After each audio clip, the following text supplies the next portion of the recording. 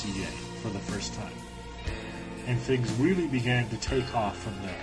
I wrote more popular papers, created more popular presentations, and I was invited to Australia to give a presentation on online learning from virtual to reality. Things just kept moving after that, and when I went back to Canada, I moved to New Brunswick. Knowledge, learning, and community. These were the bases of my research.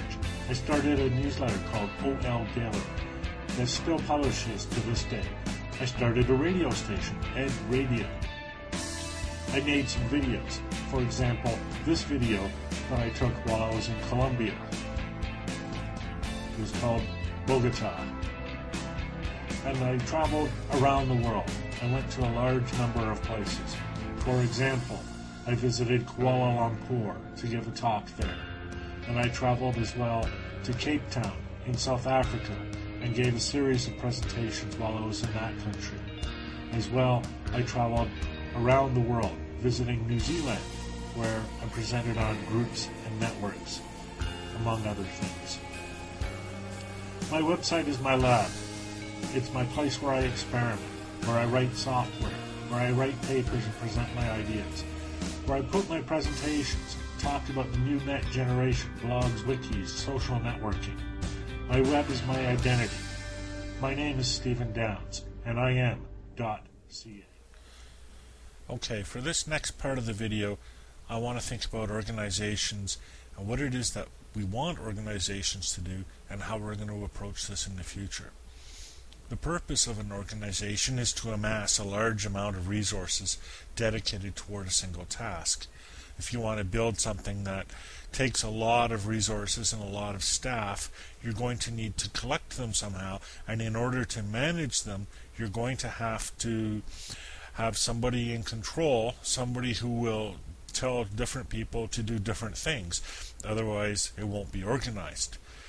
In the future, it's not going to work in the same way.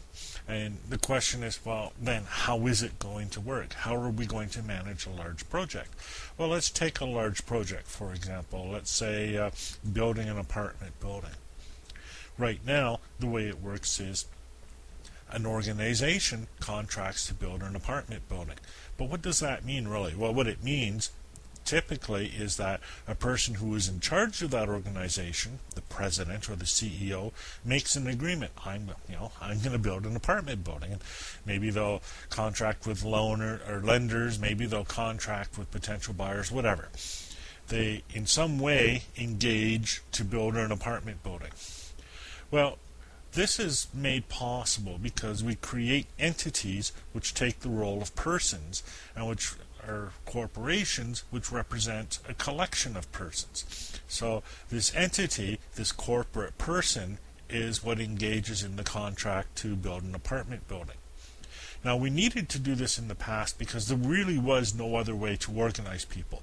The only way to get people to work together was to have something like a hierarchical management structure. And there's a wide variety of reasons why that was the case. Everything from the education level of the workers to the communications capacities in the organization to the simple fact that unless people were told what to do, they wouldn't know what to do.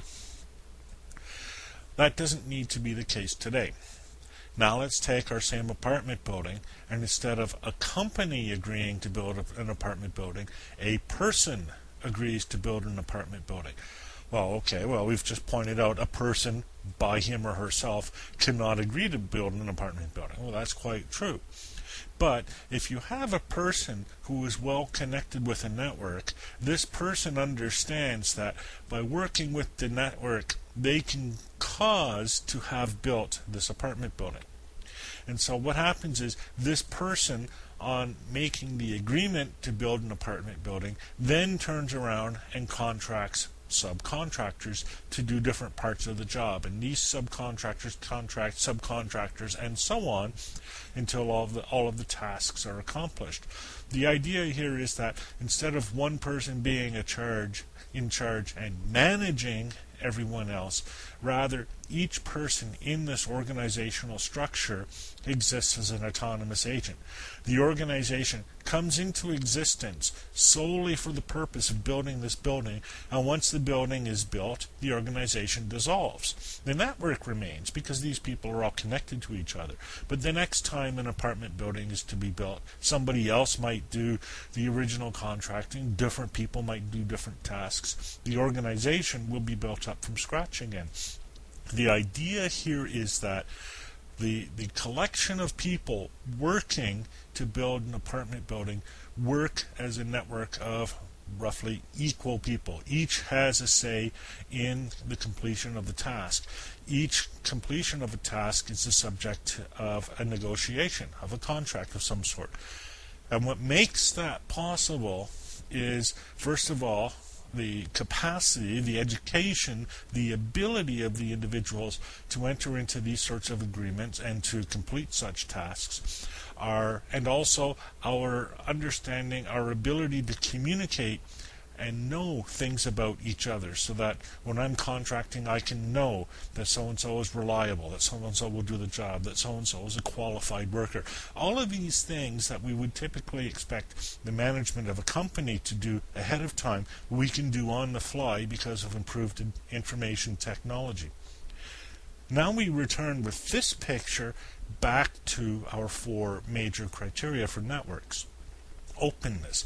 As you can see, this sort of network forms and reforms different clusters, different groups of people to do different tasks. There's no sense of somebody being in, no sense of somebody being out. It's not a closed, fixed boundary that defines membership in this network. It's very open, it's very fluid.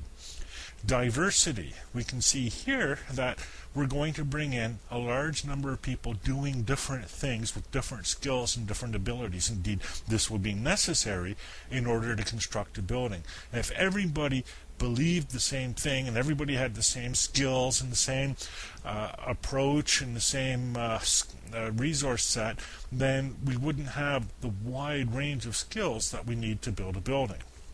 Autonomy. Each person manages him or herself. Each person is responsible only for fulfilling the contracts that he or she has made with other people. And then finally, connectedness or interactiveness. The building that results is not the result solely of the will of one person being imposed on the large number of people, but rather it is the result of the way this large number of people have connected together and worked together to create the building. So that is another way of looking at how the network approach changes our organization.